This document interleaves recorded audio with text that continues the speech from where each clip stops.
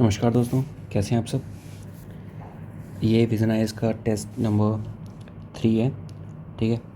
And this is the test of geography, तो हम इसको डिस्कस करेंगे, ठीक है। So first question is the soil develops on the crystalline igneous rocks in the area of the low-lying rainfall in the southern and the eastern part of the Deccan Plateau.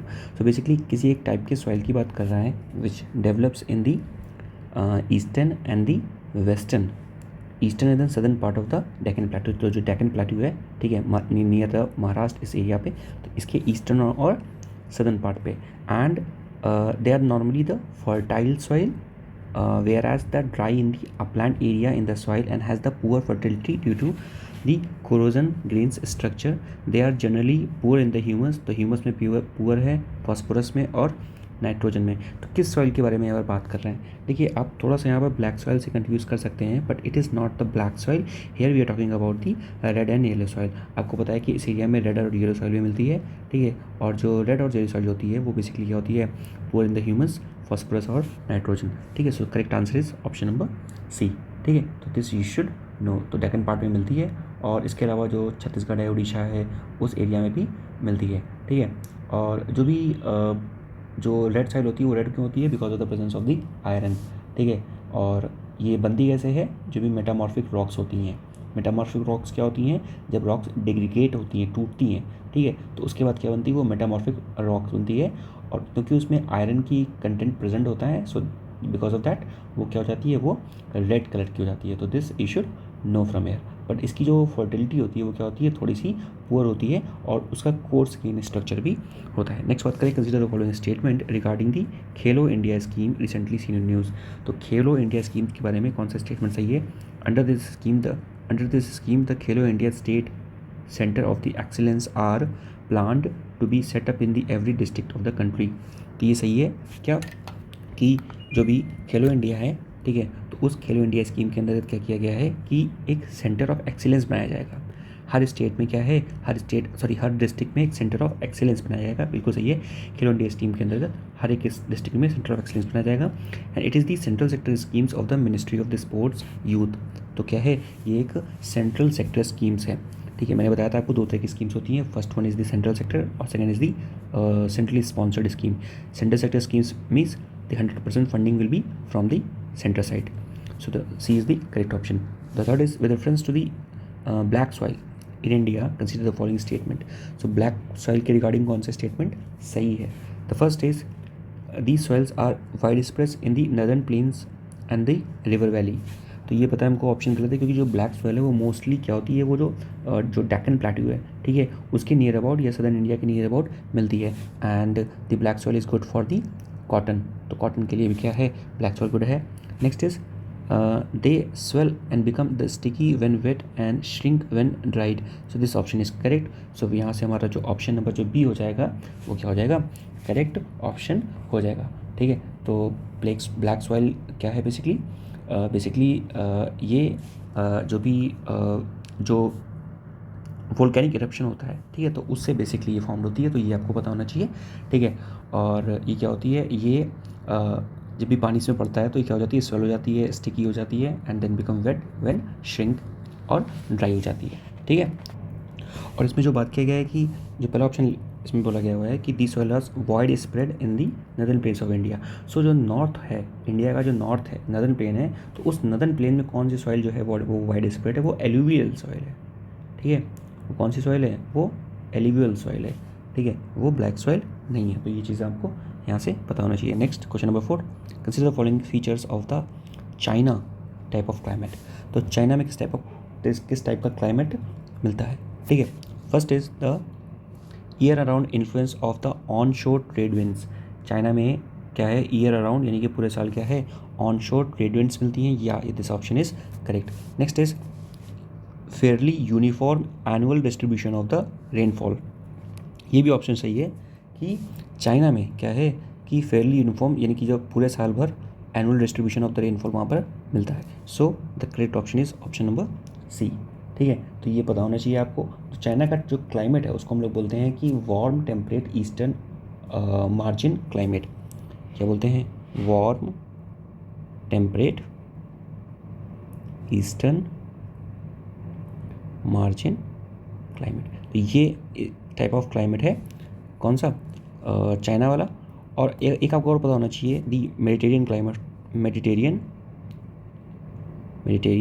Type of climate. ठीक है, Mediterranean type of climate में क्या होता है, basically winter rainfall. सो अगर पूछा जाता है कि what is the what is कि किस टाइप ऑफ क्लाइमेट की एक फ़ीचर है विंटर रेनफॉल। ठीक है, सो मेडिटेरियन टाइप ऑफ क्लाइमेट का एक फ़ीचर क्या है, विंटर रेनफॉल। ठीक है, so this you should know from here. ठीक है, और फेयरली यूनिफॉर्म होता है, distributed through out the year. ठीक है, तो ये पता होना चाहिए। और इसको कभी कभी क्या कहते हैं, गल्फ टाइप ऑफ क्लाइमेट भी कहते हैं। ये जो चाइना टाइप ऑफ क्लाइमेट है, ठीक है, चाइना टाइप ऑफ क्लाइमेट जो है, इसको हम लोग क्या बोलते हैं, इसको हम लोग गल्फ टाइप ऑफ क्लाइमेट भी बोलते हैं। ठीक है, गल्फ टाइप ऑफ क्लाइमेट या फिर नेटल टाइप ऑफ क्लाइमेट। तो ये दो इसके नाम हैं, इधर you can say the gulf type of climate और Natal type of climate. The fifth question is which of the following statement is are correct with reference to the inversion of the temperature. Temperature inversion क्या होता है कि जैसे ही हम लोग ऊपर जाते हैं, ठीक है, हाइट में, तो जो टेम्परेचर होता है वो क्या होता है, वो गिरने लगता है। ठीक है, तो टेम्परेचर वैसे दो तरह से गिरता है, जैसे आप हाइट में, ठीक है, जैसे आप हाइट में ऊपर जाएंगे तो टेम्परेचर हो जाएगा वो नीचे गिरने लगेगा, या फिर अगर आप पोल्स के साइड में जा रहे हो, ठीक है, अगर if you are moving towards the pole, तब भी क्या होगा, टेम्परेचर नीचे गिरने लगेगा। तो यहाँ पूछा हुआ है कि कौन सा फीचर सही है। पहले लिखा हुआ है dense fog in the winter mornings are caused due to the temperature inversion. जो डेंस फॉग है विंटर में, वो टेम्परेचर इन्वर्जन के कारण बनता है। ठीक है, तो देखा जाए तो ये जो ऑप्शन है वो क्या है, इनकरेक्ट है, वो टेम्परेचर इन्वर्जन के कारण नहीं बनता है। ठीक है, तो actually this is right option, क्योंकि ये जो फीचर है, ठीक है, जो डेंस फॉग बनेगा, ठीक है, it is because of the temperature inversion. तो जो पहला ऑप्शन हो जाएगा वो सही हो जाएगा। ठीक है, करेक्ट करेंगे इसको यहाँ पे। Next is it is the feature of the plains and not observe in the hilly terrain. तो बेसिकली ये जो ऑप्शन है ये इनकरेक्ट होगा, क्योंकि ये मोस्टली क्या होता है, ये जो फीचर है ये बेसिकली हिली टेरेन्स में आकर ऊपर होता है। ठीक है, सो from here the second is incorrect. तो यहाँ पूछा जाता है कौन सा करेक्ट ऑप्शन है, तो हमारा सिर्फ ए जो है फर्स्ट ऑप्शन है वो क्या है, वो करेक्ट है। ठीक है, तो आपको एक तो ये चीज़ पता होनी चाहिए। नेक्स्ट इज जैसे मैंने बताया कि जैसे जैसे हाइट बढ़ती है तो जो टेम्परेचर हो जाएगा वो क्या हो जाएगा, वो डिक्रीज़ करेगा। इसी को हम लोग कहते हैं क्या, लैप्स रेट। ठीक है, लैप्स रेट, यानी कि जैसे जैसे आप हाइट में जाते जाएंगे आपका जो टेम्परेचर होगा, यानी कि बॉडी का जो टेम्परेचर होगा एनवायरनमेंट में, वो क्या होगा, धीरे धीरे घटता जाएगा। तो इसी को हम लोग क्या कहते हैं, इसी को हम लोग लैप्स रेट कहते हैं। ठीक है, तो ये क्या हो गया, लैप्स रेट, या फिर आप इसको पॉजिटिव लैप्स रेट भी कह सकते हैं। नेक्स्ट बात करें, consider following statement, India accounts for more than 20% of the world's land area.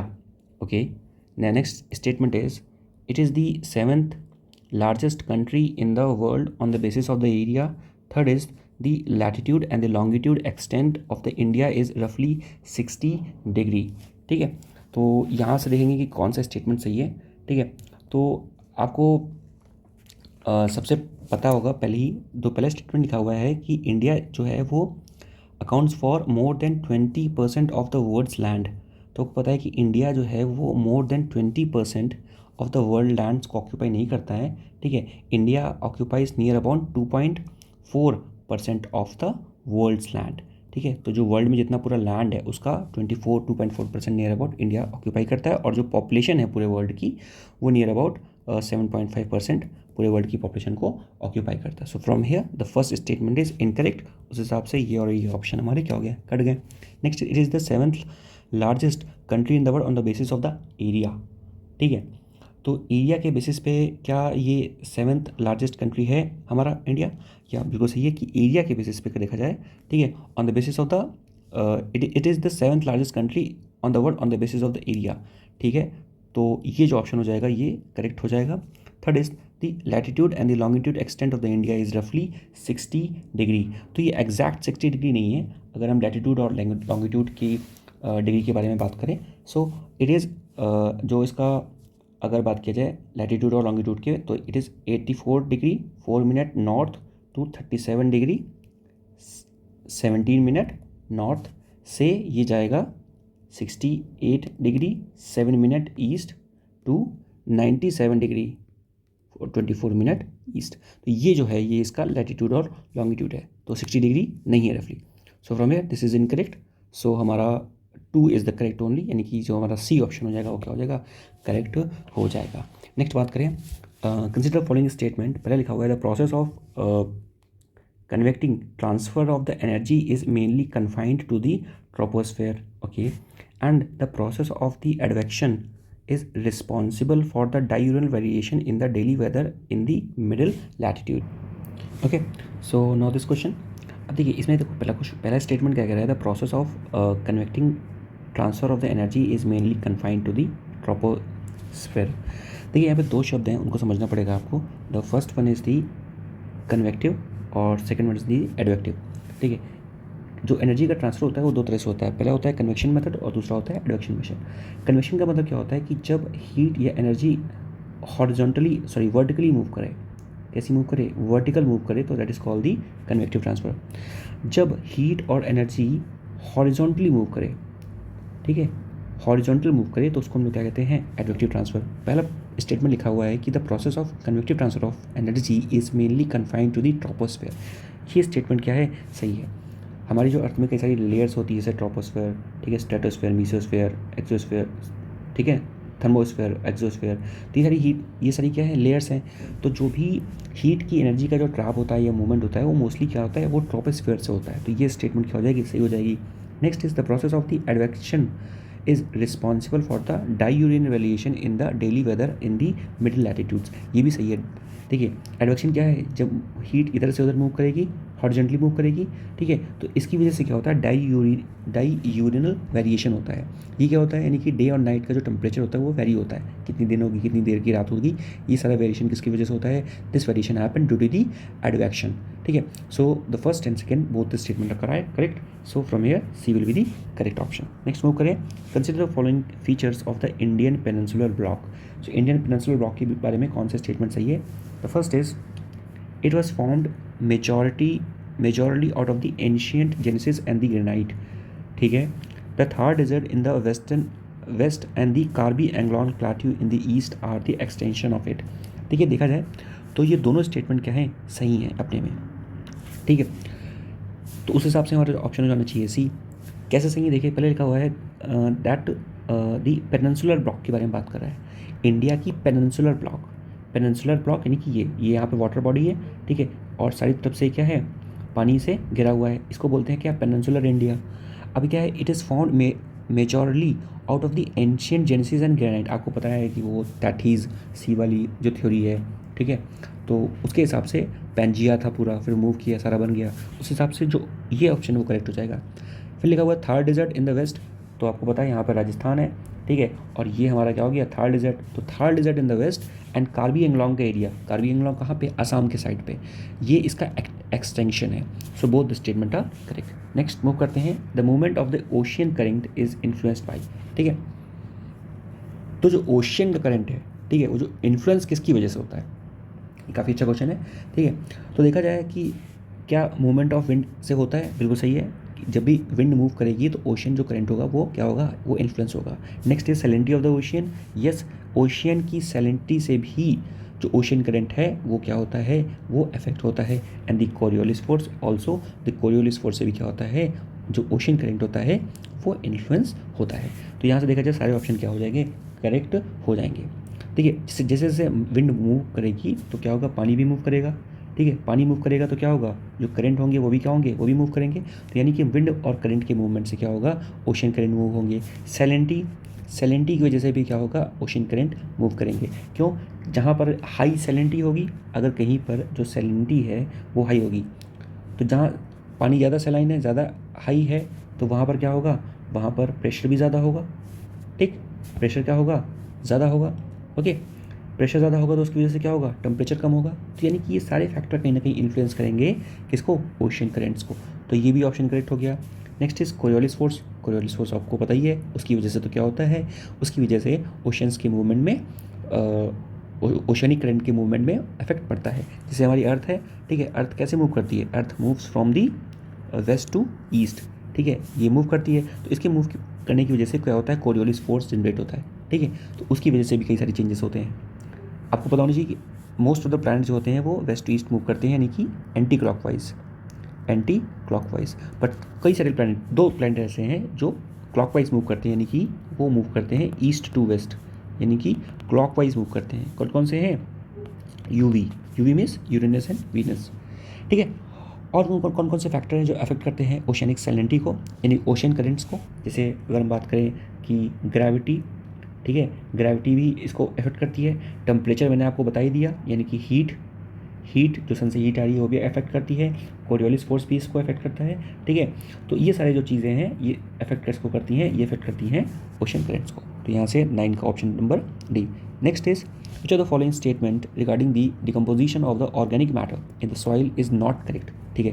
यानी कौन सा स्टेटमेंट जो है वो decomposition of the organic matter के हिसाब से करेक्ट नहीं है, ठीक है। तो first is oxygen accelerates the process of the decomposition, okay, ठीक है, ये बिल्कुल सही है भाई। हमसे इसमें पूछा कौन सा करेक्ट नहीं है, ठीक है, बिल्कुल सही है। जैसे ये कहीं पर भी ऑक्सीजन मिलेगी तो क्या करेगी, जो भी डिकम्पोजिशन के प्रोसेस को क्या करेगी, एक्सेलरेट करेगी। This is quite correct option. Next is the decomposition is faster if detritus is rich in the nitrogen, this is also correct. अगर जो डेट्राइटिस है, डेट्राइटिस क्या होता है, जो बैक्टीरिया होता है जो डिकम्पोजिशन में हेल्प करता है, तो अगर नाइट्रोजन रिच है तो डिकम्पोजिशन को क्या करेगा, फास्टर करेगा। The soil of the pH affects the process of the decomposition, this is also correct, कि पीएच कैसा है सॉइल का, एसिडिक है, बेसिक है, तो ये अफेक्ट करेगा डिकम्पोजिशन को। Next is the cool temperature accelerates the process of decomposition, this is incorrect, और ये हमारा करेक्ट ऑप्शन हो जाएगा। जो कूल टेम्परेचर होता है वो प्रोसेस ऑफ डिकम्पोजिशन को एक्सेलरेट नहीं करता है, ठीक है। जस्ट लाइक अगर आप फ्रिज में कोई सामान रख दो तो जल्दी ख़राब नहीं होगा, ठीक है, क्योंकि वहाँ पे कोल्डर टेम्परेचर है, ठीक है। So from here D is the incorrect option. Next, consider the following statement regarding the peninsular प्लेटू of India, again, ठीक है। इसके बारे में क्या बात कर रहा है? पहला लिखा हुआ है it is the continuous stable block divide of any rift और द डाइवर्जेंट बाउंड्री, ओके। पहला पूछा कौन सा इनकरेक्ट है। Next is it is formed with a general gradient of the west to east, ठीक।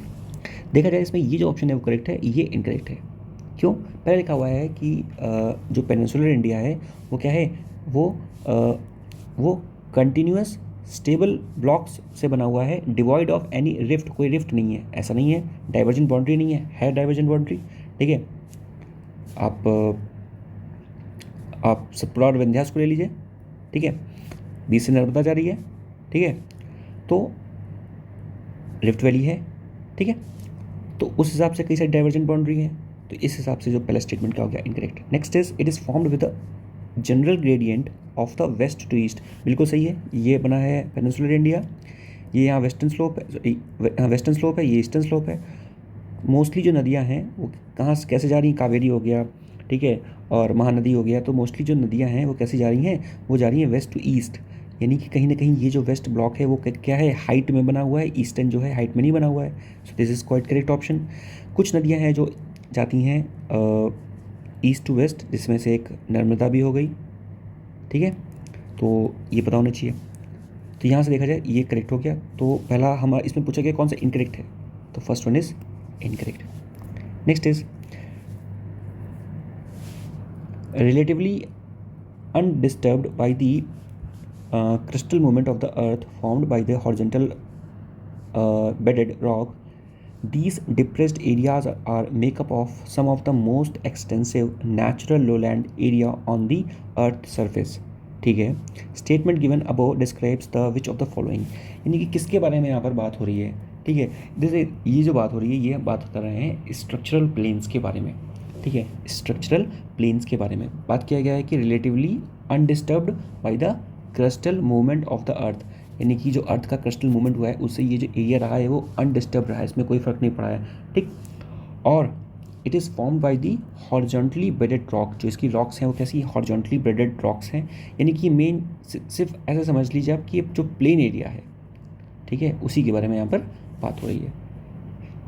Next, with reference to the sheet erosion consider the following statement, sheet erosion के regarding कौन सा statement correct है, ठीक है।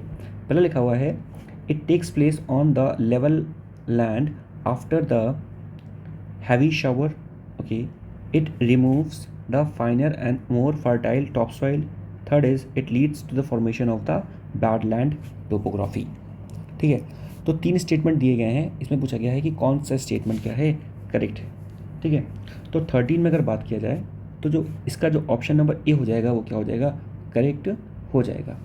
ठीक है, कैसे पता, देखिए यहाँ पे लिखा हुआ है कि इट शीट इरोजन के बारे में बात किया है, it takes place on the level land after a heavy shower. जब हैवी शावर होगा, ठीक है, तब शीट इरोजन होगा। हाँ बिल्कुल सही है, जब भी हैवी शावर होगा तभी शीट इरोजन होगा। शीट इरोजन क्या है, लैंड है आपका, ठीक है, हैवी शावरिंग हो रही है, उसकी वजह से क्या होगा कि वहाँ पर ये इरोजन हो रहा है, this is called the sheet erosion and it removes the finer and the more fertile soil और द टॉप सॉइल। आपको पता है कि जो भी फर्टिलिटी के जो एलिमेंट्स होते हैं, यानी कि जो भी टॉप सॉइल होती है वो बहुत ज़्यादा फर्टाइल होती है, तो जब भी हैवी शावरिंग होगी तो बिकॉज ऑफ दैट जो टॉप सॉइल होगी वो क्या हो जाएगी, टॉप सॉइल रिमूव हो जाएगी। जैसे ही टॉप सॉइल रिमूव होगी तो सॉइल की फर्टिलिटी हो जाएगी, रिड्यूस हो जाएगी। ठीक है, next it leads to the formation of the badland topography.